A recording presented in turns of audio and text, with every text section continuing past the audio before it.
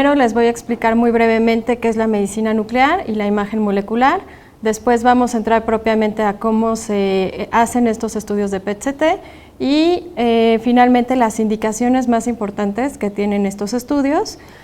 Y al final vamos a ver qué hacemos en la unidad. Entonces, la medicina nuclear pues, es un área especializada de la medicina y se caracteriza por utilizar isótopos radioactivos, material radioactivo, para hacer diagnóstico y tratamiento. Eso es lo que hacemos con medicina nuclear. Creamos básicamente imágenes diagnósticas que nos permiten ver procesos moleculares de los pacientes y en algunas ocasiones utilizamos ese material radioactivo también para dar tratamiento. Ahora, ¿qué es un isótopo radioactivo? Bueno, recordarán en sus clases de hace muchos años que los elementos están conformados por átomos y estos átomos normalmente son estables. Cuando hay una inestabilidad entre las cargas de los electrones y los protones, se vuelve radioactivo y esa radiación se emite de muchas formas, entre ellas se emite con radiación gamma, que es la que utilizamos nosotros los médicos nucleares para estos fines diagnósticos y terapéuticos. Entonces, al tener este tipo de isótopos, se los administramos a los pacientes, ahorita vamos a ver de qué forma, y tenemos equipos que detectan esa radiación. La radiación que detecta, como ya mencioné, es gamma, y entonces los equipos se llaman gamma cámaras. Y así es como formamos las imágenes en medicina nuclear. Ahora, también quiero mencionarles un concepto que se llama imagen molecular. La Sociedad Americana de Medicina Nuclear e Imagen Molecular nos dice que este concepto nos ayuda a visualizar y también a medir de forma no invasiva procesos a nivel celular y molecular. Es decir, que estamos entendiendo, nos ayuda a entender los mecanismos biológicos de las enfermedades o de los tejidos en específico. Entonces, ya sea a través de receptores o glucoproteínas transmembrana o diferentes procesos celulares, es que nosotros obtenemos estas imágenes que, como aquí nos dice, nos ayudan a ver y a medir esos procesos. Entonces, bueno, aquí tenemos una imagen de una célula que nos ilustra algunos de estos procesos moleculares que nosotros podemos ver con la medicina nuclear y la imagen molecular. El que más frecuente utilizamos y que es el que más conocido es aquel que tiene que ver con los receptores de transportadores de glucosa y el radiofármaco que utilizamos es FDG. Pero entonces tenemos otros ejemplos de procesos moleculares que tienen las células, donde nosotros podemos utilizar moléculas que nos permiten visualizar esos procesos y crear una imagen de ese punto específico de la célula. Por ejemplo, podemos utilizar receptores análogos de receptores de somatostatina, podemos utilizar aminoácidos, péptidos que se van a involucrar en ciertos metabolismos o ciertos patrones moleculares de la célula. Ahora, la medicina nuclear, ¿cómo vamos a crear esas imágenes? Bueno, ya dijimos que estamos hablando de procesos moleculares específicos, por ejemplo aquí la incorporación de glucosa en las células o la expresión de ciertos receptores en la vía dopaminérgica de las neuronas. Y nosotros ya sabemos y conocemos esa biodistribución o a dónde va ese péptido o ese fármaco que nosotros estamos introduciendo en el paciente. A ese fármaco lo vamos a unir a un isótopo, o sea, este material radioactivo que ya vimos que es inestable y que nos va a generar la radiación gamma, y entonces tenemos una sustancia con una biodistribución que conocemos, más el isótopo radioactivo que es el que nos va a permitir generar la imagen. Y con eso tenemos un radiofármaco o radiotrazador. Ese radiofármaco se le administra al paciente, normalmente vía intravenosa, y entonces el paciente queda con este radiofármaco que tiene esa biodistribución. Esperamos a que el radiofármaco se biodistribuya en su cuerpo y finalmente pasa al equipo que es el detector de radiación.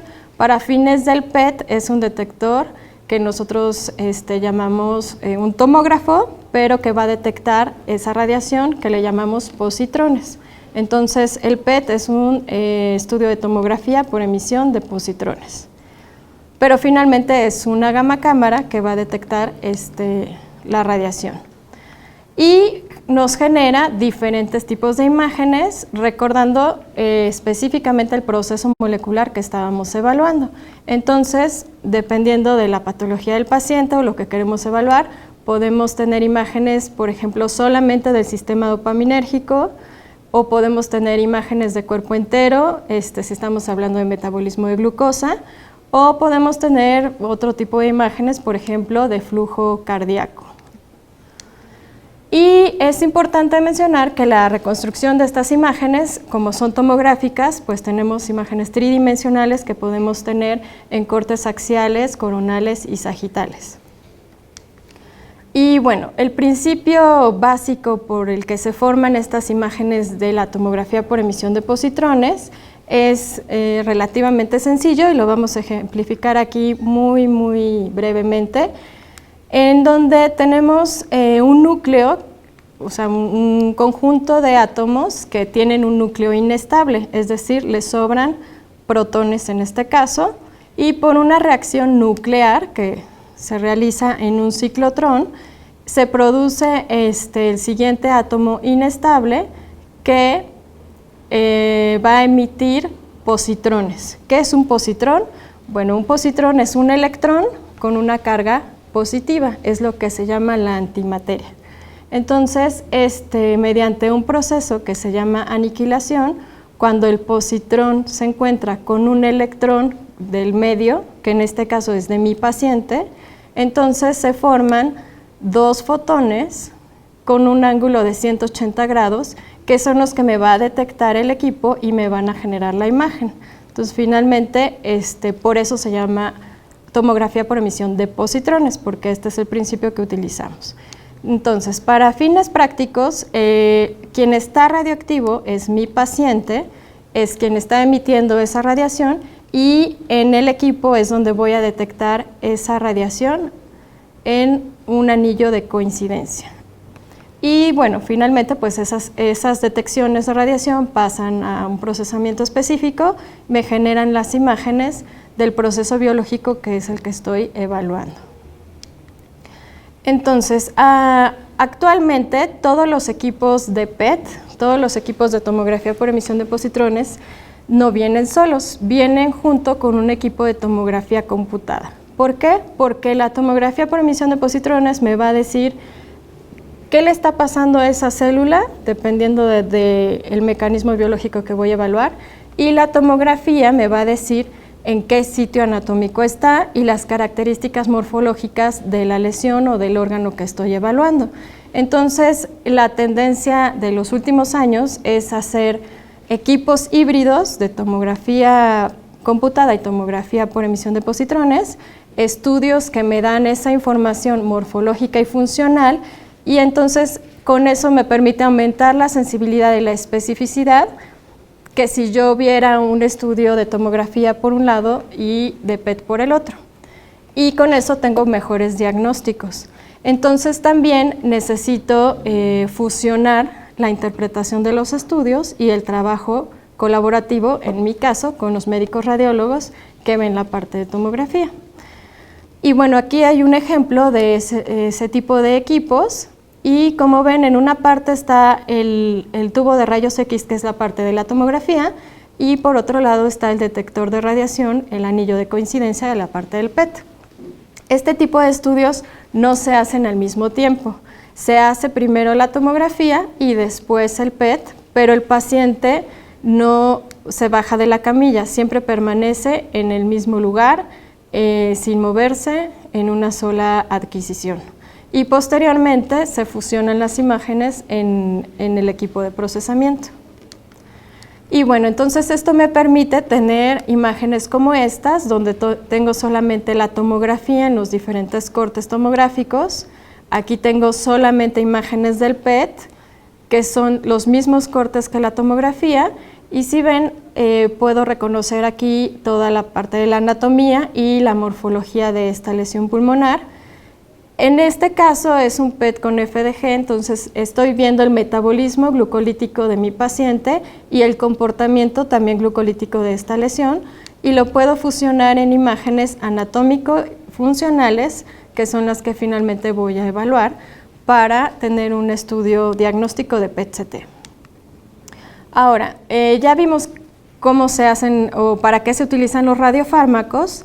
Y bueno, nosotros para hacer PET necesitamos siempre de ese radiofármaco, de conocer para qué sirve, porque cuál es el proceso biológico específico que me va a evaluar ese radiofármaco, y eso va a determinarlo también el tipo de patología que voy a evaluar. Entonces, nosotros actualmente tenemos a disponibilidad toda esta lista de radiofármacos y evalúan diferentes procesos metabólicos o de celulares. Por ejemplo, como ya les mencioné, el más frecuentemente utilizado es la FDG porque evalúa el metabolismo glucolítico. Lo utilizamos muchísimo en patología oncológica porque la mayor parte de los tumores tienen aumentado el metabolismo glucolítico y nos permite ver cómo está funcionando o la extensión de estos tumores.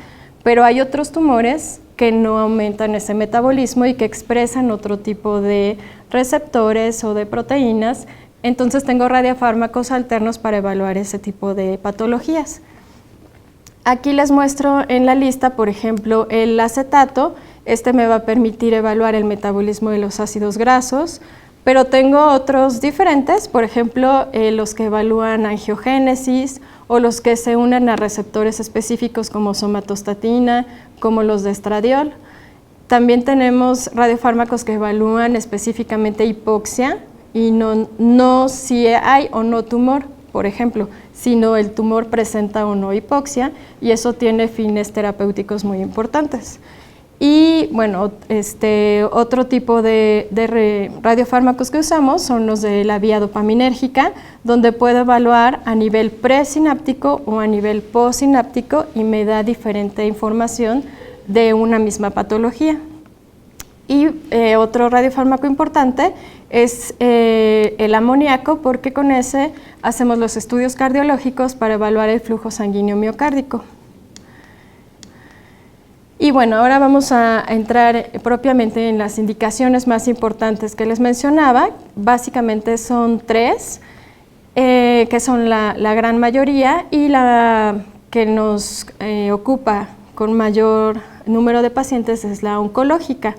En la oncológica no debemos de olvidar exactamente cuál es la vía metabólica que vamos a evaluar de nuestro paciente o del tumor que estamos evaluando, pero en general podemos hablar que para varias de las patologías oncológicas utilizamos el PET-CT en 2 puntos importantes del paciente, que sería el estadiaje y el reestadiaje. ¿Por qué? Porque el estudio es de cuerpo completo, es una exploración que va desde el vértex hasta el tercio medio del muslo, entonces nos permite evaluar todo el paciente y con eso ver la extensión de la enfermedad en un momento basal, o sea, al momento del diagnóstico, y posteriormente después de las intervenciones terapéuticas que vaya teniendo el paciente. También nos permite entonces determinar si después de X tratamiento tenemos enfermedad residual. En algunas patologías nos permite diferenciar si tenemos radionecrosis o si es recidiva tumoral, porque en los estudios anatómicos muchas veces las lesiones se ven no es posible distinguirlo, y nosotros al ver el metabolismo de esas lesiones, entonces podemos distinguir si esas lesiones están activas o inactivas. También podemos hablar de evaluación de patología en cuanto a recurrencia, por ejemplo, en enfermedades donde el paciente se encuentra asintomático, pero empieza con elevación de marcadores tumorales, que por otros métodos de imagen o por otros métodos diagnósticos no se encuentra el sitio de recurrencia, entonces nosotros podemos evaluar a este tipo de pacientes con radiofármacos muy específicos para ver dónde está el sitio, en este caso, de actividad tumoral. Y bueno, este es un ejemplo de un paciente con estadificación. No es lo mismo encontrar en el estudio basal o de diagnóstico inicial este tipo de patologías donde todas las lesiones que están en color negrito son lesiones metastásicas, a una patología donde el estudio inicial es prácticamente sin extensión metastásica de la enfermedad. Entonces esto nos da un pronóstico completamente diferente del paciente y obviamente la terapia que va a recibir pues también es diferente.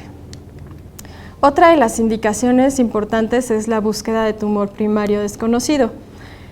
Cuando tenemos un paciente con un tumor primario o un tumor de origen desconocido, y ya por otros métodos diagnósticos no se ha encontrado el tumor, entonces está indicado hacer un PET-CT y nosotros aumentamos la probabilidad de encontrar el sitio primario.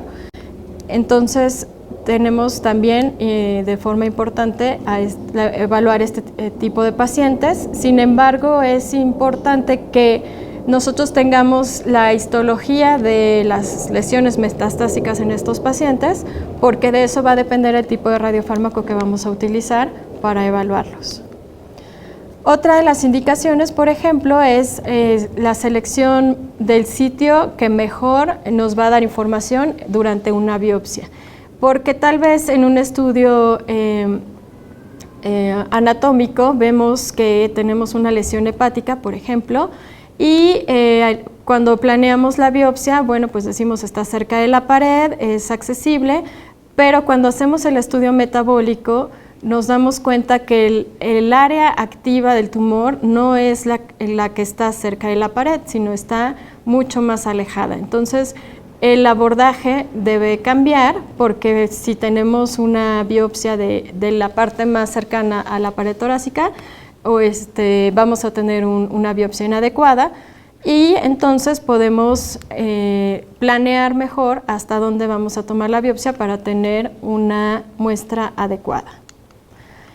Y bueno, otra de las indicaciones es la evaluación de la respuesta al tratamiento. Hay muchas patologías oncológicas donde ya tenemos descrito cuáles son los criterios de evaluación de estas patologías. Por ejemplo, si es una respuesta completa, como en el caso de la imagen, donde tenemos enfermedad en mediastino y pulmonar y después del tratamiento ya no tenemos ninguna lesión metabólica, o si tenemos enfermedad estable, si tenemos progresión, entonces nos sirve para ver la respuesta.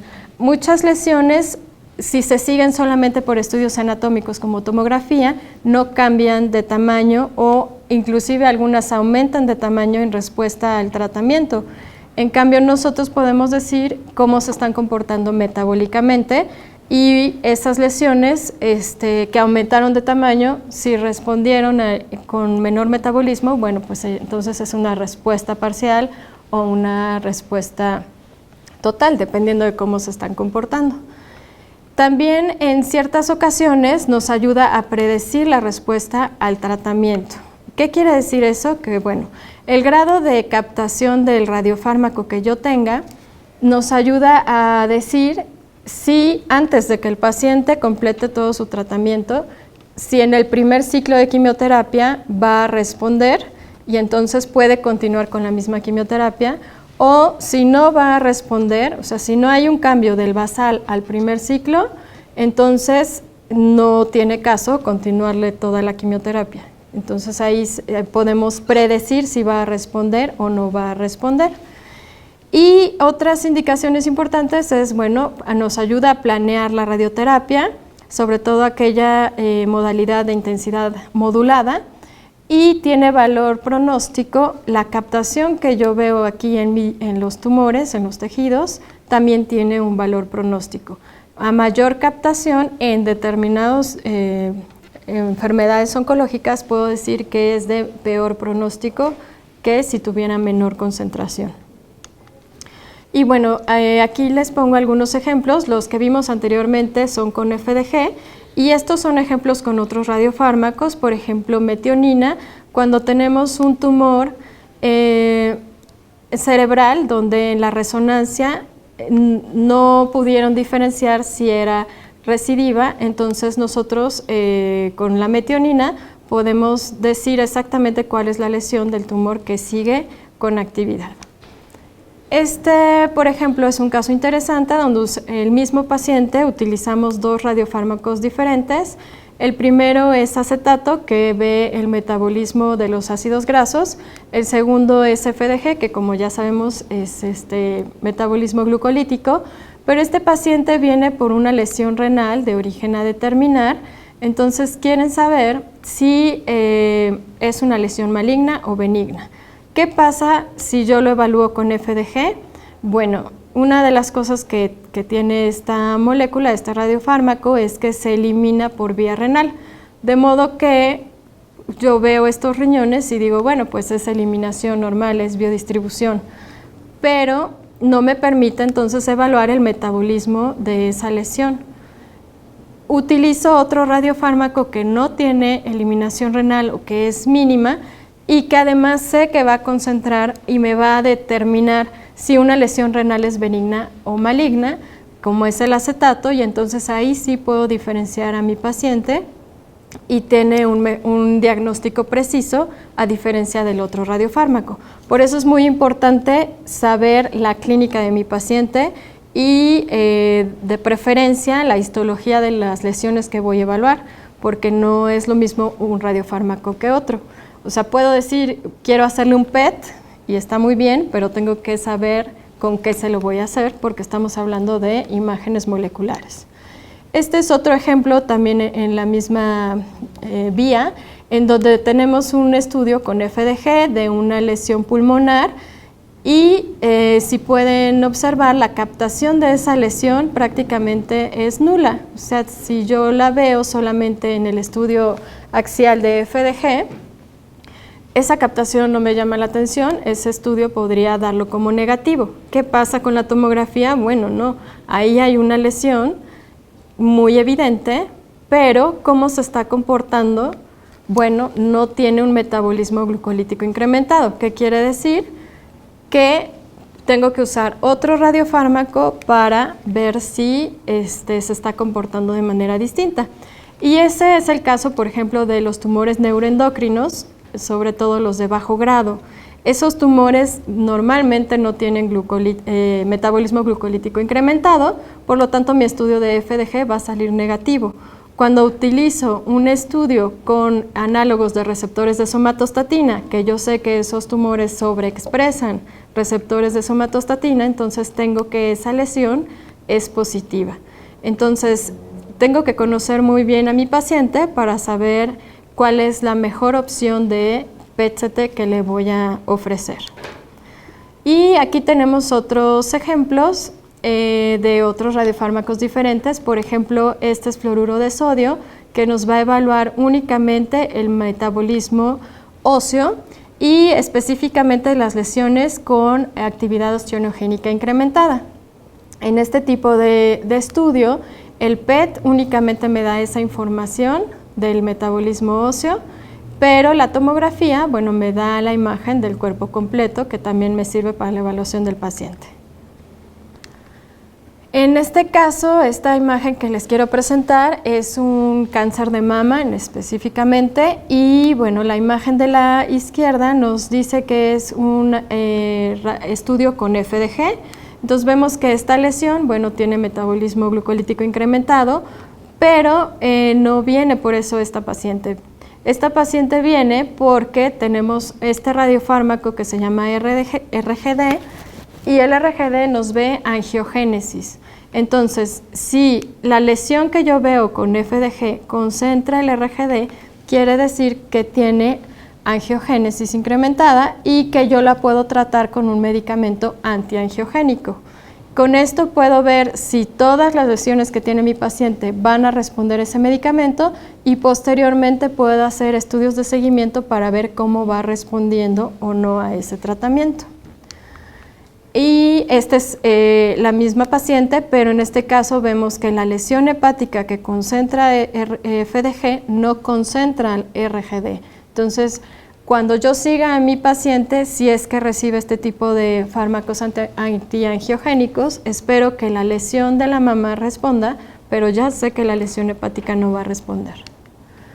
Otro tipo de radiofármacos es este que es el efemiso, donde tenemos que va a haber hipoxia, en este caso tumoral. ¿Para qué nos sirve esto? Bueno, el paciente tiene un cáncer pulmonar que concentra FDG, tiene actividad glucolítica y algunos de estos pacientes van a radioterapia o quimioterapia. Si la lesión presenta hipoxia, entonces va a responder pobremente, sobre todo a la radioterapia. Entonces, en algunos pacientes es muy importante saber si tiene o no hipoxia para ver si es candidato a radioterapia o a qué protocolo de radioterapia se va a someter, porque si no se evalúa, entonces la radioterapia no va a ser eficiente. Y bueno, este es otro radiofármaco diferente, es la fluoretiltirosina, que nos va a hablar de metabolismo de aminoácidos y que es muy útil para la evaluación de lesiones tumorales en sistema nervioso central, y vemos aquí cómo concentra de forma importante y puedo diferenciarlo del resto del parénquima cerebral en este caso. Y bueno, eso en relación a las indicaciones oncológicas. Ahora vamos a pasar a las indicaciones neurológicas. En estos tipos de pacientes, bueno, las indicaciones son básicamente tres.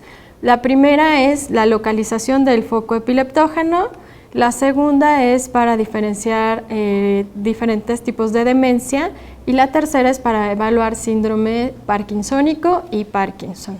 Entonces les voy a mostrar algunas imágenes en relación a eso. También se utilizan diferentes radiofármacos, entonces es necesario saber qué es lo que necesita el médico para que podamos hacer un adecuado estudio de nuestro paciente. Para la localización del foco epileptógeno, en este caso utilizamos FDG y al contrario de otros estudios de medicina nuclear, lo que vemos aquí son zonas de hipocaptación, o sea, es decir, tengo aquí la concentración cerebral de un paciente normal y cuando tengo un foco que es el causante de la epilepsia, va a tener disminución de la concentración, en este caso, de la FDG, como puedo ver también en este paciente con otra localización diferente. Y es importante que nosotros sepamos en qué parte del diagnóstico va el estudio de PET-CT. No es un estudio inicial, no es el paciente que recién diagnostican con epilepsia el que le voy a mandar un PET, sino que tiene sus indicaciones muy precisas. En el caso de las demencias, también utilizamos FDG porque el metabolismo que tiene el cerebro va en relación a la concentración de la FDG, de la glucosa. Cuando tenemos patrones específicos de demencia, entonces va a cambiar el metabolismo. Por ejemplo, podemos diferenciar una demencia frontal de una demencia, por ejemplo, de Alzheimer, dependiendo del patrón de concentración de la FDG que estamos encontrando. Entonces, en esta imagen encontramos la concentración de la FDG es homogénea, es prácticamente simétrica, bilateral, y en esta otra imagen encontramos hipocaptación importante temporoparietal, bilateral, que nos habla de un patrón, en este caso, de Alzheimer. Y, por ejemplo, en la imagen más inferior encontramos que la hipocaptación es frontal. Entonces, si tuviéramos un paciente con la misma sintomatología, dependiendo del patrón, podemos determinar de qué tipo de demencia se enfrenta el paciente. Y en el caso del Parkinson y los síndromes parkinsónicos, bueno, los radiofármacos que utilizamos son muy específicos para evaluar la vía dopaminérgica y la evaluamos tanto en la región presináptica como en la región postsináptica, y este es el tipo de imágenes que vamos a encontrar de los ganglios basales específicamente. Entonces, dependiendo también del patrón de concentración de estos dos radiofármacos, nosotros podemos determinar si lo que tiene nuestro paciente o los síntomas que tiene están dados por un Parkinson o por un síndrome parkinsónico como diagnóstico diferencial, que sabemos que es muy importante porque el tratamiento del paciente pues va a variar. Entonces, bueno, aquí les muestro otra vez el tipo de imágenes que tenemos. Del lado izquierdo tenemos solamente las imágenes de PET. Como ya sabemos todos, nuestros estudios llevan una tomografía y hacemos la fusión, que en este caso es de la región cerebral de los ganglios basales. Y, por ejemplo, esta es la comparación de los dos radiofármacos que utilizamos. Si en un estudio con el radiofármaco presináptico, que se llama raclopride, tiene una conformación normal, una captación normal, mientras que el presináptico, que se llama DTBZ, ya no es normal. Si vemos, aquí solamente vemos la parte más anterior, nos falta todo el cuerpo de los núcleos basales. Entonces esto nos hace un diagnóstico diferencial. Aquí tenemos los cortes axiales en la fusión de imágenes de PET-CT y acá solamente el PET, donde vemos la diferencia en la captación de los núcleos basales, donde el DTBZ es anormal y el raclopride tiene una concentración normal, y esto nos habla de cierta patología. Y bueno, finalmente, otro de los ámbitos importantes donde utilizamos el PET-CT es la cardiología, y en la cardiología vamos a valorar varias cosas. Básicamente, vamos a evaluar enfermedad arterial coronaria mediante la isquemia miocárdica. Se pueden hacer estudios en reposo y en esfuerzo, y esto nos puede determinar si el paciente está generando una isquemia post-esfuerzo, o determinar también la extensión, por ejemplo, de un infarto, si tiene isquemia residual con estos radiofármacos. También después de un infarto podemos determinar si hay viabilidad miocárdica, si el miocardio está hibernante o si está aturdido, y como son estudios dinámicos se puede hacer cuantificaciones de flujos sanguíneos regionales, en este caso miocárdicos, en las valoraciones del reposo y del esfuerzo. Entonces, bueno, estos son ejemplos de las cuantificaciones que se pueden obtener durante las fases de reposo y de esfuerzo de estos estudios y los diferentes cortes que encontramos en el miocardio. Y esta también es una evaluación de la fase en reposo y la fase de esfuerzo, que se compara cómo está llegando el radiofármaco, cómo es su captación y su distribución, para que nosotros podamos determinar si el paciente, bueno, lo que tenemos es un infarto, o si tiene isquemia, o si tiene isquemia residual. Y bueno, finalmente, en cuanto a indicaciones, nos permite esta gran variedad de radiofármacos que tenemos y utilizar el PET no solamente para procesos oncológicos, sino también para procesos infecciosos e inflamatorios. Entonces, últimamente se ha estado utilizando, por ejemplo, en procesos inflamatorios donde hay patologías autoinmunes o sistémicas, y que pues son muy importantes ver si están activas o inactivas o cómo se comportan después del tratamiento. Entonces, en estos tipos de pacientes el estudio que hacemos es con FDG y nos permite evaluar precisamente eso. Si por ejemplo, un paciente asintomático con laboratorios o estudios de bioquímica que empiezan a incrementar los reactantes de fase aguda, entonces nos permite determinar dónde está comenzando el sitio de inflamación y con eso hacer un tratamiento específico. Entonces, estas son imágenes de FDG de pacientes que tenemos con arteritis de Takayasu, donde vemos que el proceso inflamatorio está en la aorta, aunque en el estudio anatómico a veces no veamos ninguna alteración. Con el estudio funcional, con la FDG, ya vemos el proceso. Y bueno, con esto ya podemos tener una idea generalizada de lo que es el PET y para qué nos sirve, cuáles son las indicaciones más importantes. Y bueno, ¿con qué quiero que se queden? Bueno, que se queden con que es un estudio híbrido donde vemos morfología y función, donde vemos esos procesos moleculares específicos que nos permiten de forma no invasiva evaluar a nuestro paciente. las 3 indicaciones que ya mencioné, que son las más importantes, y bueno, considerar que también sirve para seguir otro tipo de pacientes y para evaluar la respuesta de tratamientos en pacientes con procesos inflamatorios e infecciosos. Y también que se queden con que si tienen duda de dónde o cómo pedir el PET, o sea, ya sé que el PET existe, pero pues obviamente no me sé todos los radiofármacos ni sé exactamente en qué patología, bueno, pues que sepan que se pueden acercar con nosotros y nosotros podemos ayudarles a determinar si es el adecuado este estudio y cómo lo podemos realizar. Entonces, bueno, nosotros estamos en la unidad de PET-CT de la Facultad de Medicina y ahí tenemos nuestra principal función es la de atención a pacientes. Los pacientes vienen de cualquier, o sea, públicos o privados, no tenemos ninguna restricción. Y también hacemos docencia con los diferentes cursos de posgrado que tenemos y también nuestra función es hacer investigación. Entonces, bueno, somos una unidad mixta muy completa y tenemos todos los recursos para hacer estas 3 actividades. Y bueno, estos son los datos de la división, de la unidad, por si gustan acercarse.